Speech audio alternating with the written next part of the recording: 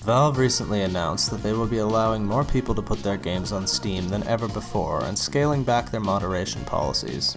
They say that from this point on, they'll only directly remove a game if it's, quote, illegal or straight up trolling.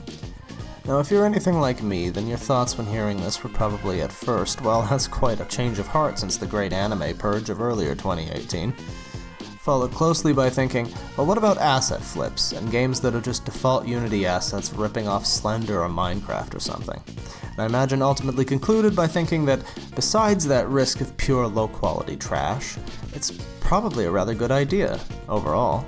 As for asset flips and other garbage cash grabs, that's actually a pretty fair concern, and I hope that Valve at least puts in the effort to not allow their store to become the Strange Rope Elsa Hulk Cummies Runner Neighbor game marketplace. Hopefully the fee required to have your game appear on Steam might deter this somewhat, but there's been bad games on Steam for years, so I suppose we'll see. I have to say that I appreciate the move toward less censorship and restriction on Valve's behalf, because I don't know about you, but I'm an adult and I can make my own decisions on what to buy and what to avoid, and which YouTubers to listen to get an opinion when I don't feel like forming one. And if I don't like something that I see on Steam, I can easily ignore it, just as easily as I could ignore Big Brother or Transformers movie. And besides that, I think that just because somebody makes something that's a little bit controversial, perhaps, it shouldn't be denied the same platform that everything else gets. Certainly not in current year, come on. Sometimes the best art is controversial, after all, and why should a video game retailer be responsible for having these huge moral and ethical conversations about which views are valid to be expressed? They're not the goddamn Supreme Court. 60 years ago, I bet making a pro-gay movie would have been controversial as all hell. Same with a movie or book glorifying interracial marriage. But it's often through art and expression that marginalized groups throughout history have been able to make their voices heard. And it's because of that expression that some of those groups aren't as marginalized as they once were. But as you can imagine, like any time somebody does something which does not advance the express interest of overt censorship and Orwellian content control based on having the correct beliefs, shitlibs everywhere are going to be hyperventilating like gibbering man-apes over it. Because it's 2018, and apparently that's just where liberalism is now, I guess. Now, the common thread that I see running through these comments is that the free platform will allow racists and bigots, Nazis, you know, the usual Saturday morning cartoon villain lineup, to post their hateful content with no restrictions and generally thrive on Steam. Which is definitely unwanted, there's no debate there from me, and I think that anybody who's watching this video who actually wants Steam to have an influx of games like Holocauster Tycoon or Matt Myers' Expel the Jewry should probably just fuck off and consider suicide. That being said, I think it's plainly ridiculous to assume that this will be the case, and that's probably because I actually read the blog post. Now, the post is pretty clearly made up mostly of marketing talk meant to soothe baby consumer and stop the crying, but that speaks volumes in and of itself. They're staying safe, because Valve is a business after all, and it doesn't do well for a business's brand to be associated with racists. Furthermore, they state pretty clearly their criteria. They remove anything illegal or straight up trolling.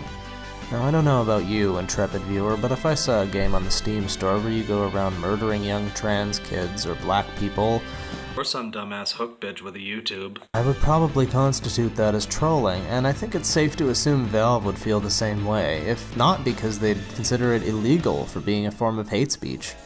The actual great thing about Valve's blog post is the strong notes of personal responsibility throughout. They make it pretty clear that they're just trying to give people the option to self-moderate their own Steam experience, and specifically opt out of the kind of stuff that they don't want to see. And what's wrong with that? I mean, they're just trying to give people the option to make their own perfect little cotton candy hug box that they've always been asking for, where nothing bad that they don't like can get through. And they're upset because Valve won't curate it for them? How would Valve even know specifically the kinds of things that would offend you people? I've seen you guys get offended by fucking pomegranates before. They can't deal with this shit. You know, I hate to call people out for being whiny, overgrown babies who need their parents to do everything for them and protect their sensitive virgin eyes from anything mildly upsetting or offensive. No, wait, that's not true. I actually love doing that! People don't want to censor Steam. They want Valve to keep bad games off their store. Thank you.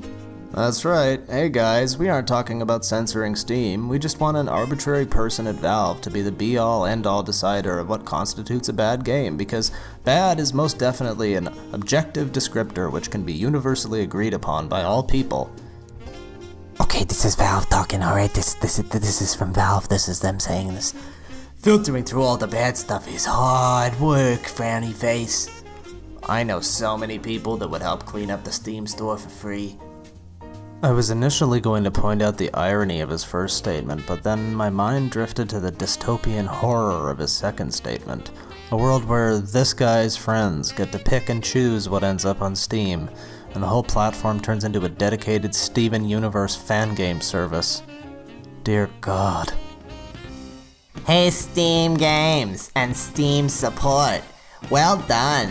Misogynistic dipshits are happy and dancing with joy at the news while communities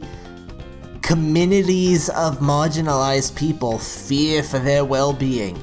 Is that the platform you want to build? I don't know why all of my characters sound like New Yorkers. This is insane. This guy seems to think women are all so fragile and helpless that they can't survive in a community with the slightest freedom of expression.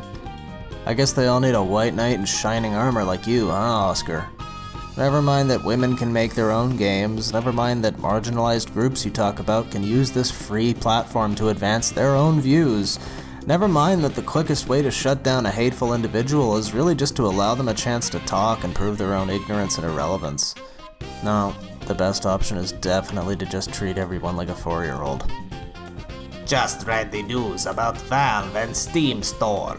Very happy that we're working hard to protect our fans and deliver them only good quality content via the Crytivo store. It will be a challenging path for us, but we're dedicated. We hope you'll support us, or be annihilated!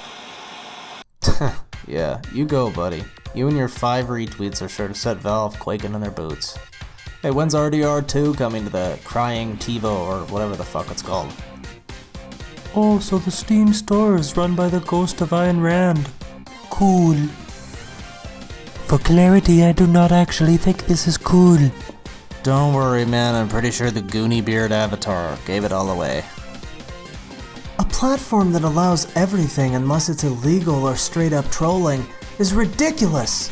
Please keep your malicious, derogatory, discriminatory, bullying, harassing, and demeaning content off of Itchy Penis. Our ban buttons are ready. It's sad that most of the people in that thread are worried about asset flips. What about the fact that Valve is effectively authorizing toxic people to exist on their platform? It's so out of touch. Saying this is like saying that because Ted Nugent exists, it authorizes toxic people to exist on iTunes. People you don't like can make stuff too, and maybe that's okay. If you're talking purely about inflammatory content, I think we've evaluated well enough how that kind of thing would not be permitted on Steam anyway. But if you're talking about actually barring people with views you don't like from selling their product, then you need help. I shop for music in store, but struggle to find good new music due to all CDs containing nothing but 30 minutes of fart noises, taking up shelf space. I complain to store, and they tell that due to free speech they cannot take sides. The store is Steam. Video games! We aren't talking about a store with physical space here. We're talking about an infinite virtual marketplace online. Why the hell not allow everything?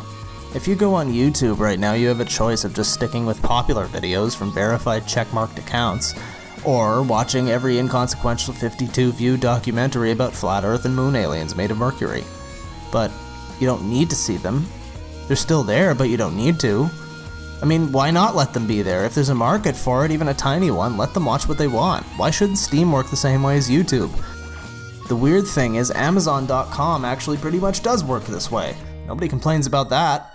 You go on Amazon and search for assless chaps or whatever, and you get what you're looking for, and you think it's all fine. But if you go looking through the back pages of Amazon for long enough, you'll find a few hundred pages of weird dinosaur sex books people are selling for real money before you get to the real weird shit.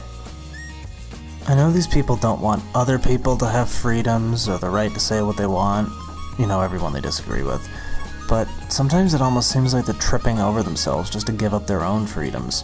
They are livid that Valve won't handhold them through the game store, like mommy taking them on a trip to Toys R Us, and much like a toddler throwing a tantrum, they're sure as hell being loud about it. Thankfully, most people don't generally pay a lot of attention to the words of screaming children.